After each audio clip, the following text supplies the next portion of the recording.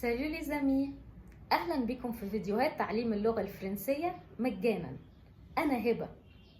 درسنا النهاردة بيتكلم عن les jours de la semaine. les jours de la semaine يعني ايام الاسبوع باللغة الفرنسية. كلمة اسبوع باللغة الفرنسية يعني une semaine. une semaine. une semaine وهي كلمة مؤنثة. samedi. samedi. samedi. الحد يعني dimanche. dimanche. dimanche. الاثنين يعني lundi. lundi. lundi. الثلاث يعني mardi. mardi. mardi. الأربع يعني mercredi.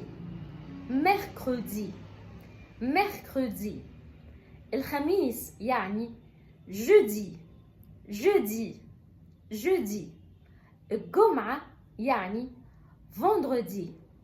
vendredi. vendredi. لو حاسس انك استفدت النهاردة ما تنساش تدوس سبسكرايب وتفعل زر الجرس علشان يوصلك كل جديد، وما تنساش تدعمنا بلايك وشير علشان الفيديو يوصل لأكبر عدد وعلشان غيرك يستفيد. باي.